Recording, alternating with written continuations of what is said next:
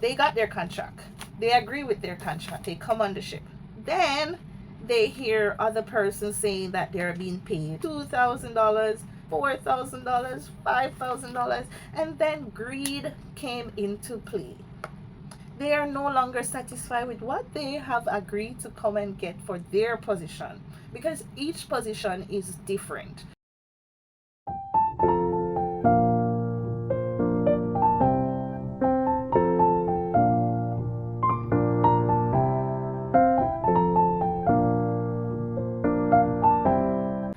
Hi guys, welcome back to my YouTube channel. So today I was drawn to make this video for you guys, and I think it's a very important video that everyone that is looking to come to work on the cruise ship, they should know. So welcome to my channel. My name is Kenisha and I work on the cruise ship. What do I do on board? I am a youth staff, so I take care of the children on board and their safety. If you too is a teacher and you want to work on board, you can go to the website they have a different website for my cruise line, different from the one for like the hotel industry. They have an entertainment website where you can go on and you can apply. In the entertainment website, you will not only find youth staff. If you're a DJ and you want to come on board, if you know how to dance, if you know how to sing, this is where you go and apply. And if you want to be a part of the fun squad, the playlist, this is where, and there's many more other choices there. So the link will be in the description below, and I will also post it here where you can just type it into the URL and go and search for yourself. How did I go about applying for the youth staff job? I am a teacher, so the requirements for youth staff, it's not say necessarily mean that if you don't have a degree you won't get the job. As long as you have some form of qualification in teaching and working with children, you can apply. Okay dokie. And you already know I post videos about the requirements, about going for your visa and all the necessary things that you would need. So I might make other videos breaking things down step by step for you, but that's not why I'm here today. I'm here today for persons that are applying to work on the cruise ship. I'm gonna be sharing some tips with you. The first tips that I want to cover is that do not leave home expecting that, oh, I have this king size or queen size bed, and when I come on the cruise ship, that's the same thing you're gonna expect to be sleeping on. Guys, this is my cabin and I sleep on the top bunk and my roommate is down here. I have a sleep down here and I sleep up there, so I know what the experience like sleeping on both. All right, it is comfortable. If you're not the person that can manage to climb up this ladder, well, yeah, tip number one, you won't get a queen size bed, but you might get a big bed.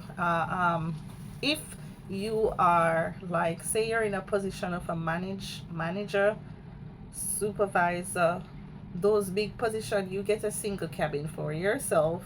You don't share with anybody and such forth. So yes, it is possible for you to get a big bed, but it will not be a queen size bed.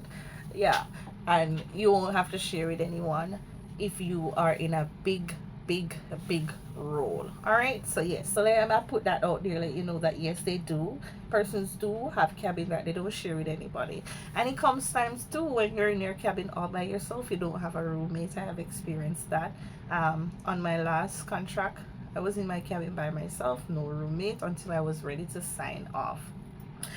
Now the next tip that I want to share with you, sometimes the food might not be the very best, and sometimes the food are awesome. Their guys burger is always awesome, their barbecue is always awesome. So those are things that you can always say yes.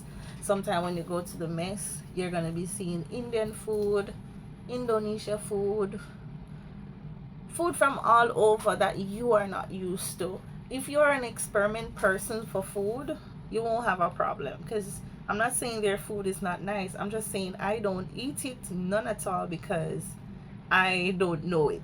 So that's the difference. But if you're a food lover and you like to experience new type of food, you might not have a problem. The problem that I have, then you might not have it. But still bear in mind, you're not gonna come and get your Jamaican rice and peas cooked down so well, and your coconut milk and your French fried chicken and your steamed fish and all the nice things, your fried dumpling and your cornmeal nice porridge and your oats porridge and all the little things that you used to back home, and the nice little soup or a drink. Get that off of the list. Some days they will try to give us, they say they give us extra fish, which it is, it's not our fish, it's, and they fry it and then they try to put the onion and carrot on it, them try a little thing. I didn't eat it. I'm sorry. But when they do have the Jamaica jerk chicken, I do eat it. It's not the best as what we used to in Jamaica, but I do. Once they have something for Jamaica, I am gonna see how well they do it. So yes, that's off it. Tip number 3, guys. A lot of person now is complaining about their salary, and like most of the comments that I see in my TikTok is persons talking about salary. Guys, before you come on any cruise line, they send you a contract. They let you know what you are being paid. Before you come on the contract, I know you says, okay, they're paying me 1,000 US dollars. I know you went to the drawing board and you did your maths and say, okay, 1,000 US dollars would work out to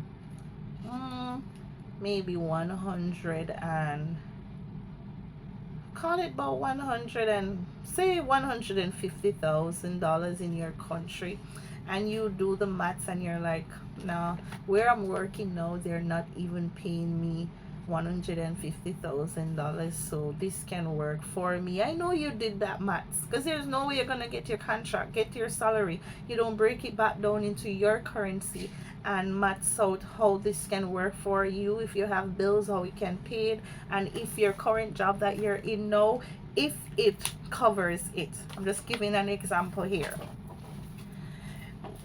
And then now you come on the ship and then you start to complain that they're paying you this and they're paying you that. Won't I tell you what really happened? Let me tell you what really happened. They got their contract. They agree with their contract. They come on the ship. Then they hear other persons saying that they're being paid $1,500, $2,000, $2,500, $3,000, $4,000, $5,000, and then greed came into play. They are no longer satisfied with what they have agreed to come and get for their position, because each position is different. And if you're qualified for your job, one of the jobs that pays so much that persons don't necessarily have to come with qualification is bartending or server. Once you're associating with selling the liquor and getting your gratuity and your tips, that can goes a long way. Yes, I see bartender make a lot of money. And guess what? My cruise line that I work for, they have a whole ship that they send you to that ship. They train you to be a bar server, and up the ladder you go. And another thing that I want to share about working here, working on the cruise line, they have a step by step. So you would start off as trainee, and you're still imagine being trained and being paid. Then you move from trainee to being a bar server, and then from a bar server you move up the ladder. You just keep moving up. So it's like you have like a level 1, let's call it level 1. So you did your level 1, you were paid $1,000. Then you move to level 2, you got an extra $200 on that. Then you move to level 3, you move up more. The more you go up, the more your pay goes up for you. And you have some position that the more you sell stuff, the more money you make, like the spa if you sell the items that are in spa, the more pay for you on top of the pay that you have received. So I just think greed come into play. They hear other persons talk about what they're making, and they feel that they should size up what other person is making with what they're making. That's honestly how I feel. But if it is that you receive your contract, guys, you're not okay with your salary, do not come on the job, because you're gonna come and hear other persons being paid more than you, and other persons have been working for a long time and they rank themselves up to be deserving of their salary. And you can do that too, because you can come in a position and you want to change that department and go to another one. So you can start off here doing, say you're a housekeeper, you don't want to do housekeeping no more. You know you have the drive to be a shore excursion, to do shore excursion. You know you have the drive to be a part of the fun list. You know what you can bring to the table. You can go and apply. Go to the HR office and apply for a different position. Other persons are on the list, so it might take a little time, but at least you're on the queue. And again, tip number 4. Do not come on the cruise line expecting people to be just like you, or come with any form of racism or any type of that, or gender thingy, because you're gonna come out here, you're gonna see persons of different nationalities, you're gonna see persons of different gender, like they embrace who they are over here in this foreign country. And I'm 100% sure that you are aware of this thing. So you come and you respect people for who they are. You understand? Do not try to create any problem for yourself. If you are you, you be you. You let other person be them. All right? And sometimes, we surprisingly, they are very nice people. They hail you, they say good morning, they, you know what I mean? So guys, just come and know that you're going to be surrounded by over 70 different nationalities, people from all over the world. They speak different languages. You know, you might be in the elevator and they're talking about you in different languages, but what about you? But when we talk, sometimes they don't understand us, so we have to always try to speak English, standard English. Take out the Creole from our language, the patois, because when we speak the patois, they don't understand we. So when two Jamaican link up, wagwan, everything Irie, and we talk our Jamaican patois, they don't understand us. They're like, speak English, speak English. So yes, that is it. All right. So guys, just be aware of these little tips that I'm sharing with you as you come on your cruise line journey. And tip number, where am I, 5? Tip number 5, guys, you are gonna get the chance to go out. Some cruise line, once you're a first contract, you don't get to come out in the USA, and that is because a lot of persons have been doing that thing where they came and they run off.